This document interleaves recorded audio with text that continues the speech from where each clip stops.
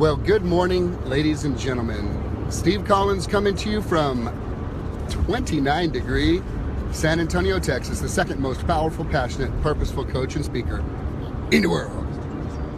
Storytime Sunday. It's the time when Steve tells spectacular stories of spiritual significance to increase your faith. And this one is called It's Not a Boyfriend Issue. Angela will remember this one, Miss Angie. So there was, I'm going to say it was probably 12 years ago, Angela and I were known for being people that could take your private issues and keep them private. We wouldn't talk to people about them. We wouldn't share details with anybody else. We just respected that privacy factor for people who are experiencing legitimate issues. Angela and I have this thing about helping people get unstuck that are stuck in whatever it may be. And we had a gal at one time that was told by other people who had come to our house so we could pray for them that if you're stuck, go see Steve and Angela. Now, let me pull back the curtain in Oz. It's not us, it's who's working through us, who loves people tremendously. So we know it's not about us. We just happen to be the people that have the faith to actually exercise what it says in the Bible. And we activate our faith with love and a care and a desire to see people set free who are stuck. So we had a gal that came over with a couple of friends, and this is when my our oldest daughter, Christy, was living with us, and so she got to experience this, and I know this is a memory that she reflects on often. So, you know, you can have a tree in your yard, and I mean, you can chop down most all of the branches, and regardless of what happens, those branches will tend to grow back if it's in a decent environment. You can have a tremendous, hey Nancy, a tremendous amount of work done. I mean, you can take some bushes and you could just literally cut them down to the ground. The challenge is if the root is not addressed, it's going to grow back. So she came to our house and she was very settled. She said, me and my boy, I've always had relationship issues. Always had relationship issues. Always had relationship issues. And I just need to figure this out. I'm stuck. Every relationship I get in, it's just like it blows up. It's terrible and it's awful. And so we need to have, you know, I really would like prayer so that I can, break out of this relationship issue. So if you would, pray for me and my boyfriend that we get along better.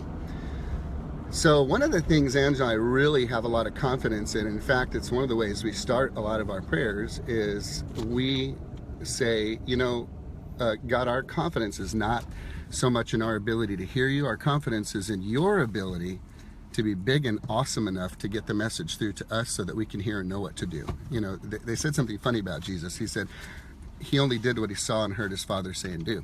So he didn't do stuff of his own accord. He did what he heard and said. And for those of you that have followed these Storytime Sunday videos, you know when I talk about hearing from the Lord, it's not like Charlton Heston going, do this. It's not like that. And I'll teach you, because this is my promise. Every time I talk about hearing, I'm going to teach this very quick 30-second lesson. I'm going to ask you one question. Answer the question as quickly as you can. Here's a caveat. You can't answer me with your mouth, your vocal cords, or words. You have to keep your mouth shut. Question number one, what's your favorite color? So did you hear the answer in your head? And it sounded a lot like your voice, right? Okay. Well, when you have his word, like David said in Psalm 119, verse 11, thy word have I hid in my heart that I might not sin against you. You learn to hear his voice, you learn to hear his word. You get word downloaded on your heart drive so that it can be pulled up at the right time so that you can have the right message being spoken in your head. All right? So that's a story for another time. Private message me if you like more details on hearing from the Lord. So as we began praying for her, really we usually begin just being quiet, being silent, and wanting to make sure that we hear clearly. Now, one of the exciting things about the good Lord is he will not prune stuff that needs to be pulled out by the roots. Hey Christy, glad to see you here, precious. Remember this night? You're going to remember this one because you were there. I know it freaked you out. So as we began praying for this young gal, sometimes the good Lord speaks to you in pictures, or where you'll see a picture in the theater of your mind and it won't seem to make any sense, and you'll just think, wow, I'm just being distracted. So I saw a picture that I don't want to go into great detail with, but let's just say it involved a grown man, probably in his early 60s. There was some very clear, I had a very clear vision of this, and I saw a small girl and at a party, and this scene played out in the theater of my mind, and I knew what that was all about. And then I just heard uncle. So as we were very quietly praying, I just said what I saw and heard as gently as I could. I just said, I don't think this is a boyfriend issue. I'm seeing a picture in my mind of what appears to be a birthday party, and an uncle with a mustache that comes down to here and a tattoo, and I'm seeing him go into a back room and something take place. And in that moment, she broke down off the couch onto the ground, weeping for a very long time, so hard that we had to bring in like a little trash can thing, because she began throwing up, and went through an extremely excruciating physical experience in that moment. Angela, I don't know if you went to go get the trash can, or maybe Christy, do you remember? I remember, but it lasted for probably at least a good 10 minutes. And of course our heart was broken because we knew what had happened. And you see, so what had happened is the good Lord went to the root. It's not a relationship issue. It was an issue of something that occurred when she was a child that brought her to a place where she made a vow in her mind and in her heart: I will never, ever let a man ever hurt me again. And if you make a vow or a judgment, you know, the brain is a powerful thing, your spirit is a powerful thing, and what happens in those moments is your mind, your body, and your spirit all connect together to be in agreement with that. So when someone is looking for, say, to have a nice new relationship, it's just doomed for destruction, because it's, I'm never going to do this. When you know, as children, we say, I'm never going to do this, and it's mixed with passion and emotion and intensity and just a very deep and a hardcore just anger or emotion. This is called making a vow or making a judgment, and your spirit and your mind and your body all work in conjunction to say done. And then what happens is, to stay in alignment with that self-made judgment, people will begin to somehow self-sabotage relationships, or they will begin to put a shell around the heart in alignment with that, which says, I'm never going to let this person hurt me again. So what we did in that moment when she came to herself is we then led her through a prayer of breaking the vows, breaking the judgments, speaking forgiveness over this uncle. Now, hear this. This is really critically important, because a lot of people have experienced abuse.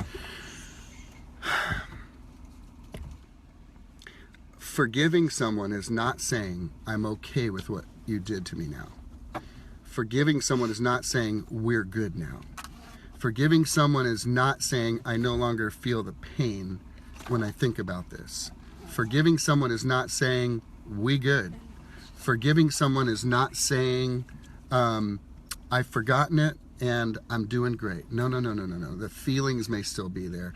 The issue may still be there. But the forgiving someone is loving yourself enough to release and let go of the poison that a person carries in themselves, hoping that it's hurting the other person. Forgiveness is an act of the will. And for a believer, someone who believes what Jesus said, that he said he was who he said he was, for a believer, it's an act of obedience.